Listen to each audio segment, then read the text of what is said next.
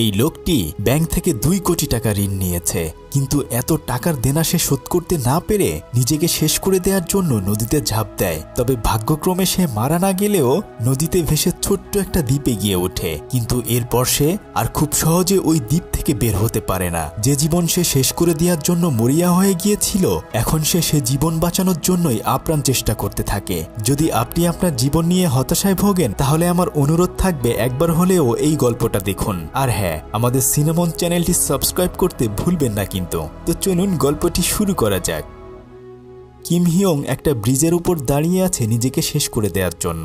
যখন সে নদীতে ঝাঁপ দিবে, আর ঠিক তখনই তার মোবাইলে একটা কল চলে আসে। সে আসলে ব্যাংক থেকে 75 লাখ টাকা ঋণ নিয়েছিল, তবে কয়েক বছরের সুদে আসলে তা প্রায় 2 কোটি টাকা হয়ে গেছে। আর তাছাড়া তার চাকরিটাও চলে গেছে। সে এত টাকা কিভাবে পরিশোধ করবে কোনো উপায়ন্তর না পেয়ে তাই সে নদীতে ঝাঁপ দিতে চায়। ব্যাংক কোম্পানি থেকে তখন কল করে তার কাছে জানতে চায় যে সে আসলে এই টাকাগুলো কবে পরিশোধ করবে। সে তখন কোনো কিছুই না বলে মোবাইলটা কেটে দিয়ে সোজা পানির ভেতরে লাফ দেয়। আর এর কিছুক্ষণ পরে দেখা যায় যে সে আসলে ছোট্ট একটা দ্বীপের তীরে অজ্ঞান হয়ে পড়ে রয়েছে। তবে সে আমার মতোই কানা মানুষ, চশমা ছাড়া কিছুই দেখে না। এরপর অনেক খোঁজাখুঁজির পর চশমা পরে সে দেখে যে আসলে সে ওই ব্রিজ থেকে অল্প একটু দূরেই এখানে আটকা পড়ে আছে। নিজের মোবাইল ফোনটি পকেট থেকে বের করে যখনই অন করতে যাবে, আর তখন সে খেয়াল করে যে সেটা আসলে পানিতে ভিজে গিয়ে বন্ধ হয়ে রয়েছে। আর তখন সে নিজেকে বলতে থাকে, আমি হলাম একটা আস্ত বলদ, শান্তিমতো মরতেও পারলাম না। তখন সে দূরে তাকিয়ে দেখে যে রাস্তার পাশেই অনেক বড় 63 তলা একটা বিল্ডিং রয়েছে। এরপর সে মনে মনে বলতে থাকে, আমি যদি নিশ্চয়ই ওই বিল্ডিং থেকে লাফ দেই তাহলে নিশ্চিত মারা পড়ব। তখন সে ওই বিল্ডিং এর দিকে হাঁটা দিলেই দেখতে পায় যে আসলে তার চারপাশ দিয়েই পানি রয়েছে। সে অনেকগুলো পথ দিয়ে ওখান থেকে বের হতে চায়, কিন্তু তবুও সে আসলে বের হতে পারে না, কেননা সে একটা দ্বীপের ভেতরে আটকা পড়ে রয়েছে। এই তো মাত্র অল্প একটু পথ যে সে পাড়ি দিবে সেটাও সে পারে না, কেননা সে আসলে সাঁতার জানতো না। তারপর সে একটা পিলার বেয়ে উপরে উঠতে চাইলেও আসলে এত মোটা পিলার বেয়ে উঠা সম্ভব ছিল না। তাই সে নিরুপায় হয়ে রাতের বেলায় চুপচাপ করে ওখানেই বসে থাকে। সারা রাত কয়েকটা পত্রিকা মাথায় দিয়ে সে ওখানে ঘুমিয়ে থাকে। সকালবেলা ঘুম ভাঙার সাথে সাথেই সে দেখে যে তার পাশ দিয়ে একটা জাহাজ যাচ্ছে। সে তখন চিৎকার করে বলতে থাকে, ভাই আমাকে এখান থেকে নিয়ে যা, আমি এখানে আটকা পড়ে আছি। কিন্তু জাহাজের একজন লোক তাকে দেখে মনে করে যে হয়তো সে ওখানে মজা করছে এবং তাকে হাই দিয়েছে, সেজন্য সে ওই লোকটিও কিমকে হাত নাড়িয়ে হাই দেয়। সে তখন অনেক চিৎকার করে বলতে থাকে, আরে ভাই আমি এখানে আটকা পড়ে আছি, আমাকে প্লিজ নিয়ে যা। কিন্তু জাহাজে থাকা ওই লোকটি আসলে তার কোনো কথাই বুঝতে পারে না। সে তখন নিরুপায় হয়ে ওখানে বসে পড়ে। তবে এভাবে বসে থাকলে তো চলবে না, তাই সে একটা লাঠি নিয়ে পানির ভেতরে হেল্প লিখে রাখে, যেন দূর থেকে কেউ দেখে তাকে ওখান থেকে উদ্ধার করে নিয়ে যেতে পারে। তবে এভাবে অনেকটা সময় পার হয়ে গেলেও কেউ আসলে তাকে উদ্ধার করতে আসে না। তার মোবাইল ফোনটি যেহেতু ভিজে গিয়েছিল, তাই সে ব্যাটারি খুলে সেগুলো পাথরের উপর রোদে দিয়ে রাখে। কিছুক্ষণ পর পানি শুকিয়ে গেলে মোবাইলের ভেতর ব্যাটারি দিয়ে সেটা সে অন করার সাথে সে খেয়াল করে যে তার মোবাইলে আর অল্প একটু চার্জ রয়েছে। সে তখন 999-এ ইমার্জেন্সি কল করে বলে যে সে হান নদীর পাশে ছোট্ট একটা দ্বীপের মধ্যে আটকা পড়ে রয়েছে। কিন্তু কল সেন্টারের মানুষ ভাবে হয়তো সে তাদের সাথে মজা করছে, তাই তারা কলটি কেটে দেয়, কেননা নদীর ওখানে আসলে ওরকম বড় কোনো দ্বীপই নেই। কোনো উপায় না পেয়ে সে এবার তার গার্লফ্রেন্ডকে কল করে, কিন্তু তার গার্লফ্রেন্ড তাকে বলে, তোমার সাথে তো আমার ব্রেকআপ হয়ে গেছে, তুমি আমাকে আর কখনোই কল দেবে না। এই বলে সে কলটি কেটে দেয়। বেচারা আসলে একদমই ফেসে গিয়েছে। আর এর কিছুক্ষণ পরেই তার মোবাইলে একটা কল আসে। সে মনে করে হয়তো তার গার্লফ্রেন্ড তাকে কল ব্যাক করেছে, কিন্তু তখন দেখা যায় যে সিম কোম্পানি তাকে অফার শোনানোর জন্য কল দিয়েছে। আর তখনই তার মোবাইলের ব্যাটারি শেষ হয়ে যায়। এখন তো আর তার কাছে আর কোনো রাস্তা খোলা নেই, তাই সে নিরুপায় হয়ে বুকের ভেতর সাহস নিয়ে ওই পানির ভেতর সাঁতরে ডাঙায় উঠে আসতে চায়। যেহেতু সে সাঁতার পারত না, তাই সে অনেক বেশি ভয় পেতে শুরু করে। তবে কিছুক্ষণ পরে সে যখন সাহস করে সাঁতার কাটা শুরু করে, তখন সে উল্টো পানির ভিতর হাবুডুবু খেয়ে আবার সেই দ্বীপের ওখানেই ফেরত আসে। তখন সে মনে মনে ভাবে, কি বোকা আমি, এখান থেকে গিয়ে তো আমি নিজেকে শেষ করেই দেব, এর চেয়ে বরং এই দ্বীপের মধ্যেই নিজেকে শেষ করে দেই। তাই সে গলার টাই খুলে রশি বানিয়ে সেটা দিয়ে নিজেকে ফাঁসি দিতে চায়। কিন্তু এর কিছুক্ষণ পরেই তাদের শহরে সিভিল ডিফেন্সের প্র্যাকটিস শুরু হয়ে যায়। আসলে এই দিনটাতে তাদের শহরের ডিফেন্স বাহিনীর মানুষজন মহড়া দেয়, সেজন্য শহরের সমস্ত গাড়ি ঘোড়া সেদিন বন্ধ থাকে। যাই হোক, ওই শহরের ভেতরেই জংইয়ং নামে একটা মেয়ে বাস করত।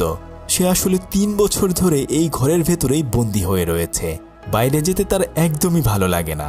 24 ঘন্টা এখানেই সে থাকে আর অনলাইনে বসে বসে তার নিজের ছবি এডিট করে ফেসবুকে আপলোড দেয়।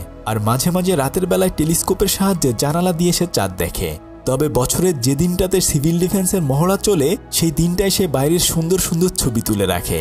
যখন সে ছবি তুলছিল তখন সে নদীর পাড়ে দেখে যে হেল্প লেখা রয়েছে। তবে এর আরও কিছুক্ষণ পরে সে খেয়াল করে যে ওই দ্বীপের ভেতর একজন লোক নিজেকে শেষ করে দিতে যাচ্ছে। এটা দেখেই সে অনেক বেশি ভয় পেয়ে তাড়াতাড়ি ক্যামেরা বন্ধ করে চুপচাপ রুমের ভেতরে শুয়ে থাকে। অন্যদিকে কিম যখনই পায়ের নিচ থেকে পাথরটা সরাতে যাবে আর তখনই তার পেটের ভেতর ঝামেলা শুরু হয়ে যায়। বেচারা তখন পেটের জ্বালা সামলানোর জন্য বনের ভেতর কাজ সারতে শুরু করে দেয়। 2 দিন ধরে যেহেতু সে কিছুই খেতে পায়নি তাই সে ওখানে একটা ফুল দেখে ওটার ভেতর থেকে একটু করে মধু খেয়ে নেয়। ছোটবেলায় আপনিও এমন খেয়েছেন কিনা অবশ্যই কমেন্ট করে জানান। প্রচণ্ড পানি পিপাসার কারণে কোথাও কোনো পানি না থাকার জন্য সে ওই নদীর ভেতর গিয়েই পানি খেতে শুরু করে, কিন্তু তবুও আসলে তার ক্ষুধা মেটে না। তাই সে কোনো উপায় না পেয়ে ওখানে পড়ে থাকা বন্য মাশরুম খেতে শুরু করে দেয়। এভাবে সারাটা দিন পেরিয়ে আবার রাত হয়ে যায়। রাতের বেলা সে আগুন জ্বালিয়ে ওখানেই চুপচাপ শুয়ে থাকে আর কিছুক্ষণ পরপর সে সাহায্যের জন্য চিৎকার করতে থাকে, কিন্তু কেউই আসলে তার কোনো ধরনের কথা শোনে না। ছোট্ট একটা বিজ্ঞাপন রয়েছে। আজকে আপনাদের সাথে বেনজাই বেটের সাথে পরিচয় করিয়ে দিব, যেখানে লক্ষ লক্ষ মানুষ প্রতিদিন গেম খেলছে আর সেখানে রয়েছে 3 লক্ষ অ্যাক্টিভ প্লেয়ার। তাছাড়া Aviator, crazy time, Frankie time, coin flip, sweet bonanza, poker slots, live casino সবই এখানে রয়েছে, যেখানে আপনি ডিপোজিট ও উইথড্র করতে পারবেন বিকাশ, নগদ এবং রকেটের মাধ্যমে। আর 24 ঘন্টার 7 দিন কাস্টমার সাপোর্ট তো রয়েছেই। সো জলদি করে এখনই নতুন অফারে অংশগ্রহণ করুন। নিচের ডেসক্রিপশন বক্সে ক্লিক করে সাইন আপ করুন এবং প্রোমো কোড ব্যবহার করুন। সেই সাথে প্রথম ডিপোজিটে 100% ওয়েলকাম বোনাস এবং 25,000 টাকা পর্যন্ত বোনাস প্লাস 200 ফ্রি স্পিন পান। সো এখনই পিন কমেন্টে গিয়ে রেজিস্ট্রেশন করে ফেলুন। তো চলুন গল্পে ফিরে যাই। তবে সেই মেয়েটি আবার যখন রাতের বেলায় ক্যামেরা দিয়ে সেই দ্বীপের ওদিকে তাকায় তখন সে দেখে যে আসলে কিম মারা যায়নি। পরদিন সকালবেলা সে ওখানে থাকা বিভিন্ন প্লাস্টিকগুলো পরিষ্কার করে একটা ব্যাগের ভেতর গোছাচ্ছিল আর ঠিক তখনই দূরে সে একটা বিশাল বড় প্লাস্টিকের হাঁস দেখতে পায়। তখন সে রশি দিয়ে বেঁধে হাঁসটিকে টেনে টেনে তার নিজের কাছে নিয়ে আসে। আসলে সে এখানেই এই হাঁসের ভেতর তার ঘর বাড়ি বানিয়ে ফেলে আর নদীর ওপার থেকে সেই মেয়েটি তার এই দৃশ্যগুলো ছবি তুলে রাখে। পরদিন সকাল হলে সে প্লাস্টিকের বস্তাটা ছিঁড়ে সেটা দিয়ে জাল বানিয়ে ওই পানি থেকে কিছু মাছ ধরার চেষ্টা করে। এভাবে অনেক চেষ্টা করেও সে আসলে মাছ ধরতে পারে না। তারপর সে ওখানে থাকা কয়েকটা হাঁসের বাচ্চা ধরতে গেলেও সেটাও সে পারে না, কিন্তু তার প্রচণ্ড ক্ষুধা লেগেছে। তাই সে তখন আবার ওখানে থাকা মাশরুমগুলো খেতে শুরু করে। এরপর সে একটা গাছের উপরে কিছু পাখির ডিম দেখতে পায়। সে ওই ডিমগুলো পাড়ার জন্য গাছে উঠতে চাইলেও পারে না, কেননা সে তো জীবনে কোনোদিনও গাছেই ওঠেনি। এভাবে অনেক চেষ্টা করার পরেও সে আসলে ব্যর্থ হয়। তবে পরদিন সকালবেলা সে যখন মাথায় সাবান দিয়ে পরিষ্কার হচ্ছিল তখনই সে দেখতে পায় যে ওখানে কয়েকটা মরা মাছ ভেসে উঠেছে। সে ওই মাছগুলো এনে ফ্রাই করে অনেক দিন পরে পেট ভরে খেয়ে নেয়। এভাবে আরও বেশ কিছুটা দিন এখানেই পেরিয়ে যায়। সে এখন পাখি শিকার করাও শিখে গেছে। সে একটা পাখি ধরে এনে ফ্রাই করে অনেক মজা করে খেতে থাকে আর সারাদিন সে ওখানেই ওই দ্বীপের ভেতর শুয়ে থাকে। আর এর কয়েকটা দিন পরে তার খুব কাছ দিয়েই একটা ছোট্ট জাহাজ যাচ্ছিল, কিন্তু সে চাইলেই ওখানে চিৎকার করে সাহায্য চাইতে পারত। তবে দেখা যায় যে সে আসলে তাদেরকে দেখে বরং উল্টো দ্বীপের দিকে দৌড়ে একটা জায়গায় লুকিয়ে পড়ে। আসলে সে এই জায়গাটা এতদিন থাকতে থাকতে অভ্যস্ত হয়ে গিয়েছে, তাই সে আর চায় না ওখান থেকে ফিরে যেতে। আর ঠিক তখনই তার পায়ের নিচে একটা নুডলসের প্যাকেট সে দেখতে পায়। ওটা হাতে নিয়ে ঝাঁকি দেওয়ার সাথেই তার ভেতর থেকে নুডলসের মশলাটি বেরিয়ে আসে। আর ঠিক তখনই তার প্রচণ্ড রকমের নুডলস খেতে ইচ্ছে করে। সে তখন নিজের কাছে ওই প্যাকেটটা নিয়ে শুয়ে শুয়ে পড়তে থাকে যে আসলে কি কি উপাদান দিয়ে নুডলস বানানো হয়। আর মনে মনে সে ওই নুডলস খাওয়ার লোভ করতে থাকে। এমনকি সে প্যাকেটের ভেতরে মুখ দিয়ে ঘ্রাণ নিয়ে সে ওই নুডলসের স্বাদ অনুভব করতে চায়। সে তখন দ্বীপের ভেতর থেকে অনেক খোঁজাখুঁজি করে কয়েকটা ফলমূলের বীজ নিয়ে আসে। আসলে সে চাচ্ছিল এগুলো দিয়েই নুডলস বানানোর জন্য, কিন্তু সে আর সেটা বানাতে পারে না। সে আসলে এত বেশি নুডলস খেতে চাচ্ছিল যে রাতের বেলায় ঘুমিয়ে ঘুমিয়ে সে সেই স্বপ্ন দেখতে থাকে। এমনকি সে ছোটবেলায় তার মায়ের হাতের নুডলস খেয়েছে, অফিসেও নুডলস খেয়েছে, এগুলোই তার মনে পড়তে থাকে। আর তখন সে রাগ করে গিয়ে ওই মশলার প্যাকেট ছিঁড়ে খেয়ে ফেলতে চায়। তবে একটু পরেই সে নিজেকে বোঝায় যে যেভাবেই হোক না কেন সে এই নুডলস বানিয়েই খাবে। এভাবে আরও বেশ কিছুটা দিন পেরিয়ে যায়। তবে সে ঘুমিয়ে থাকলেও মন থেকে ওই নুডলস খাওয়ার লোভ ভুলতে পারেনি। ঘুমিয়ে থাকার সময় সে পাখির ডাক শুনে হঠাৎ করে তার মাথায় একটা বুদ্ধি চলে আসে। যেহেতু ওই নুডলসটা কয়েক ধরনের ফলের বীজ থেকে বানানো হতো, তাই সে তখন তার সেই হাঁসের উপর থেকে পাখির বীজটা সংগ্রহ করে নেয়। কেননা পাখিরা তো ওই ফলমূল খেয়ে থাকে, আর সেই বীজগুলোই বৃষ্ঠা হিসেবে সে পেয়ে যায়। এরপর সে অনেক কষ্ট করে সেই দ্বীপের ভেতর জমি চাষ করতে শুরু করে দেয়। দেখতে দেখতে কয়েকটা দিনের মধ্যেই সে পুরো জমি চাষ করে ফেলে, আর এরপরে সেই পাখির বীজটা ওখানে বুনে দেয়। তবে সে এখন আর মরে যেতে চায় না। যেহেতু সে অনেকটা দিন ধরে এখানে একা একা রয়েছে, তাই সে একটা কাকতাড়ুয়া বানিয়ে সেটাকে কোটটায় পরিয়ে ওটার সাথে এসে সারাদিন গল্প করতে থাকে। অন্যদিকে ওই মেয়েটি এখনও মাঝে মাঝেই তার ছবি তুলে রেখে দেয়। এভাবে প্রায় 2 মাস পেরিয়ে যায়। তবে মেয়েটি মনে করে হয়তো ওই লোকটি আসলে একটা এলিয়েন। তাই কিম নদীর ওখানে যে হ্যালোটা লিখে রেখেছিল সেটার উত্তর দেওয়ার জন্য সে একটা শ্যাম্পেনের বোতল কিনে সেটার ভিতর একটা নোট দিয়ে একদিন রাতের বেলা এই প্রথমবার বাইরে বের হয়ে ব্রিজের উপর এসে ওই দ্বীপের দিকে সে সেটা ছুঁড়ে মারে। বাসায় ফিরে এসেই সে বারবার দেখতে থাকে আসলে সে ওই শ্যাম্পেনের বোতলের নোটটা পেয়েছে কিনা। তবে এভাবে আরও 1 মাস পেরিয়ে যায়। এখন কিম হিয়ং এই জায়গায় পুরোপুরি নিজেকে খাপ খাইয়ে নিতে পেরেছে। সে এখন মাছ ধরতে পারে, গাছে উঠে পাখির ডিম পেড়ে এনে ভাজি করেও খেতে পারে। খাওয়া দাওয়া শেষ করে সে প্রতিদিন তার ওই জমিতে কাজ করতে থাকে। একদিন হঠাৎ করে সে খেয়াল করে যে ওখান থেকে একটা ছোট্ট গাছের চারা গজিয়েছে। সে এটা দেখে অনেক বেশি খুশি হয়ে যায়। এরপর সে জলদি করে ছোট্ট ছোট্ট বোতল খুঁজতে থাকে যেন সে আবার চারাগুলোর গোড়ায় সেগুলো দিতে পারে। অনেক খোঁজাখুঁজি করে সে দেখে যে গাছের উপরে একটা শ্যাম্পেনের বোতল রয়েছে। এরপর সে গাছ ঝাঁকি দিলে ওই বোতলটা নিচে পড়ে যায়। বোতলটি হাতে নিয়ে সে ওটা খুলে ভিতরে দেখে যে একটা হ্যালো লেখা রয়েছে। সে তখন কাকতাড়ুয়ার সাথে কথা বলতে থাকে আর ভাবতে থাকে নিশ্চয়ই কেউ তাকে ফলো করছে। এটা ভেবেই সে তখনই প্যান্ট পরে নেয়। তারপর সে নদীর কিনারায় এসে সুন্দর করে বালুর ভিতরে হাউ আর ইউ লিখে রাখে। মেয়েটি 17 দিন পরে তার এই লেখা দেখে ওখান থেকে কয়েকটা ছবি তুলে রাখে। এতদিন পরে তার মেসেজের রিপ্লাই এসেছে, এটা দেখেই সে অনেক বেশি খুশি হয়ে যায়। তাই সে সেদিন রাতের বেলায় সে আবার চুপি চুপি বোতলের ভেতরে একটা চিঠি লিখে সেই নদীর কিনারায় ফেলে আসে। তখন কিম সেই বোতলটি খুলে দেখে যে তার ভেতরে লেখা রয়েছে, আমি ভালো আছি, আপনি কেমন আছেন। পরদিন সকালবেলায় সে তার বাগানে কাজ করার সময় কাকতাড়ুয়ার সাথে একে একে কথা বলতে থাকে। আর সে বলতে থাকে নিশ্চয়ই কোনো একজন পাগল আমাকে এভাবে চিঠি লিখেছে। ঠিক তখনই সে ওখানে একটা গাছের ভিতর দেখে যে তার ভুট্টা গাছের ভুট্টা ধরেছে। এটা দেখেই সে অনেক বেশি খুশি হয়ে যায়, কেননা সে এবার তার সেই মজাদার নুডলসটি রান্না করে খেতে পারবে। মেয়েটি দূর থেকে এসব কিছু দেখছিল, তাই সে ডেলিভারি বয়কে কল করে তার পছন্দের নুডলসটি অর্ডার করে সেই নদীর ওখানে দিয়ে আসতে বলে। ডেলিভারি বয় ওখানে গিয়ে অনেক খোঁজাখুঁজির পর তাকে সেটা পৌঁছে দেয়। কিন্তু কিম আসলেই নিজের রান্না করা নুডলস খেতে চেয়েছিল, কেননা তার জন্য সে 6টা মাস ধরে অপেক্ষা করছে। তাই সে এত মজাদার নুডলস সামনে পেয়েও না খেয়ে ওই ডেলিভারি ম্যানের কাছে সেটা ফেরত পাঠিয়ে দেয়। আর দূর থেকে মেয়েটি সব কিছু ক্যামেরায় দেখছিল। ডেলিভারি ম্যান এসে তখন তাকে সেই নুডলসগুলো ফেরত দিয়ে যায়। তখন সে কোনো উপায় না পেয়ে সে নিজেই ওই নুডলসগুলো খেয়ে ফেলে। অন্যদিকে কিম ওই দ্বীপের ভেতরে প্রত্যেক দিন সেই ভুট্টা গাছের চারাটার যত্ন নিতে থাকে। আবার কয়েকদিন পরেই মেয়েটি তার কাছে সরি লিখে একটা চিঠি পাঠায়। দুজনকে না দেখেও এভাবে একটু একটু করে কথা বলতে থাকে। এভাবে আরও বেশ কয়েকটা দিন পেরিয়ে যায়, আর কয়েকদিনের মধ্যেই তার ভুট্টা গাছটাও বড় হয়ে যায়। এরপর সে ভুট্টাটি ছিঁড়ে আরও কয়েকটা সিমের বীজ দিয়ে নুডলস বানানোর চেষ্টা করতে থাকে। এতদিনের কষ্টের পরে সে ওই নুডলস বানাতে সক্ষম হয়।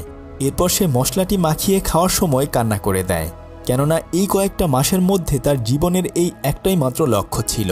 এটা ভেবেই সে অনবরত কান্না করতে থাকে। আর দূর থেকে মেয়েটি তার এই দৃশ্যটির ছবি তুলে সেটাকে হাত বুলিয়ে দিয়ে হাসতে থাকে। আর পরের দিন মেয়েটি তাকে কনগ্রাচুলেশনস লিখে আরও একটা চিঠি পাঠিয়ে দেয়। কিম তখন এটা দেখে অনেক বেশি খুশি হয়ে যায়। সে তখন মেয়েটির কাছে জানতে চায় সে আসলে কে, এবং তাকে সে দেখতেও চায়। মেয়েটি তখন অনেক খোঁজাখুঁজি করে তার সুন্দর একটা ছবি প্রিন্ট করে বোতলে ভরে তাকে দেওয়ার জন্য গেলেও আবার কি মনে করে যেন সে সেটা তাকে দেয় না। আর এর পরদিন কিম বনের ভেতর খুঁজতে থাকে আসলেই সেখানে কোনো বোতল ফেলে রাখা হয়েছে কিনা।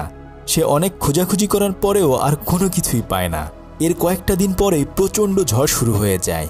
সেই ঝড়ে তার সাজানো গোছানো সব কিছুই এলোমেলো হয়ে যেতে শুরু করে। সে অনেক চেষ্টা করতে থাকে তার জিনিসপত্র সব কিছু গুছিয়ে রাখার জন্য। এমনকি তার সেই হাঁসের নৌকাটিও তখন ঝড়ের পানিতে ভেসে চলে যেতে চায়। অনেক চেষ্টা করেও সে আর সেটা নিজের কাছে রাখতে পারে না। আসলে এতটা মাস সে এখানে ওই নৌকার ভেতরেই বাস করত, কিন্তু সেটাও এখন তাকে ছেড়ে চলে গিয়েছে।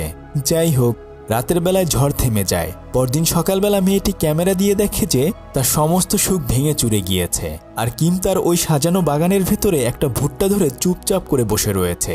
তবে সে এরপর অনেকদিন অপেক্ষা করে ওই মেয়েটির একটা চিঠির জন্য, কিন্তু মেয়েটি তাকে একটাও চিঠি দেয় না। আসলে মেয়েটির কপালের ওখানে কিছু দাগ ছিল। হয়তো মেয়েটি ভেবেছিল যদি ছেলেটি তাকে এইভাবে দেখে তাকে আর পছন্দ করবে না, তাই মেয়েটি তাকে কোনো ধরনের চিঠির উত্তর দেয় না। তবে যেহেতু ঝড় থেমে গেছে আর এরপরে ওখানে কয়েকজন পরিচ্ছন্ন কর্মী এসেছে সে দ্বীপটা পরিষ্কার করার জন্য, তবে এখানে এসে তারা কিমকে দেখতে পায়, আর কিমও তাদেরকে দেখেই ভয়ে ওখান থেকে পালাতে শুরু করে। তারাও কিমকে ধরার জন্য তার পিছনে পিছনে দৌড়াতে থাকে, আর সে সবকিছুই মেয়েটি ক্যামেরা দিয়ে দূর থেকে দেখছিল। কিম অনেকটা পথ পাড়ি দিয়ে দৌড়ে দ্বীপের অন্য একটা পাশে এসে দেখে যে সেখানে আরও অনেক পরিচ্ছন্ন কর্মী রয়েছে। তখন তারা সবাই মিলে তাকে ধরে ফেলে। আসলে এই দ্বীপে সাধারণ মানুষের আসার অনুমতিই ছিল না, কিন্তু কিম তখন তাদেরকে বলতে থাকে, আমাকে এখানে থাকতে দাও, আমি কারো কোনো ক্ষতি করব না, আর তাছাড়া এখানে আমার একটা চিঠি আসবে। আসলে সে ওই মেয়েটির চিঠির জন্য অনেক দিন ধরেই অপেক্ষা করছিল। তখন তারা সবাই মিলে তাকে পোশাক পরিয়ে ছোট্ট একটা নৌকায় করে শহরের দিকে পাঠিয়ে দেয়। কিম তখন অপলক দৃষ্টিতে ওই দ্বীপের দিকে তাকিয়ে থাকে, আর দূর থেকে মেয়েটি সব কিছুই দেখছিল। আসলে তারা দুজন দুজনকে পছন্দ করলেও কেউই তাদের মনের কথা বলতে পারেনি। তখন মেয়েটি ভাবতে থাকে এবার হয়তো তার কাছে না গেলে আর কখনোই তার সাথে দেখা করা হবে না, তাই সে এই প্রথম মুখ খুলে ঘরের বাইরে বেরিয়ে আসে। অন্যদিকে কিমকে তারা ধরে এনে রাস্তার পাশে রেখে যায়। মেয়েটি তখন অনেক কষ্টে দৌড়ে এসে তাকে আর দেখতে পায় না, কিন্তু তবুও সে হাল ছাড়ে না। যেদিক দিয়ে বাস চলে যায় সে সেদিকে দৌড়াতে থাকে। তবে কিম ওখানে অনেকক্ষণ অপেক্ষা করে কাউকে না পেয়ে বাসে উঠে পড়ে, কেননা সে আসলে এতটা দিন ওই মেয়েটার জন্য অপেক্ষা করছিল। কিন্তু এখন সে ওই মেয়েটিকেও হারিয়ে ফেলেছে, এমনকি ওই দ্বীপ থেকেও চলে এসেছে। তাই সে তখন মন খারাপ করে চলে যায়, আর মেয়েটিও ওই বাসের ওখানেই চলে আসে। আর ঠিক তখনই বাসটিও ছেড়ে দেয়। তখন মেয়েটি ওই বাসের পেছনে পেছনে দৌড়াতে থাকে।